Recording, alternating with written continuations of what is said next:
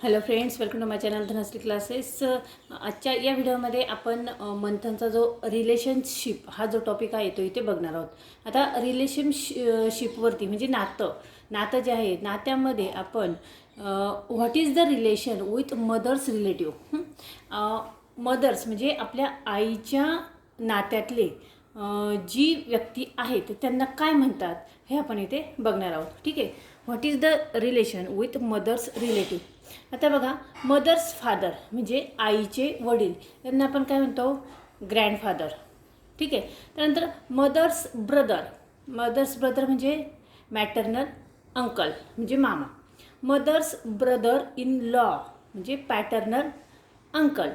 त्यानंतर mother's nephew म्हणजे cousin. Mother's father in law म्हणजे ग्रँडफादर. मदर्स नेफ्यू म्हणजे कझन. त्यानंतर मदर इन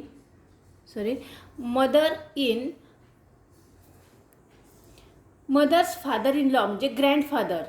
मदर्स नेफ्यू म्हणजे कझन.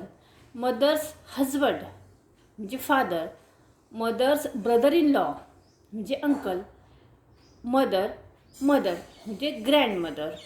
त्यानंतर मदर्स सिस्टर इन लॉ म्हणजे aunty. Mother's sister in law aunty.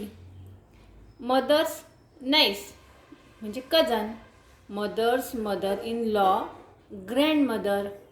Mother's niece कझन.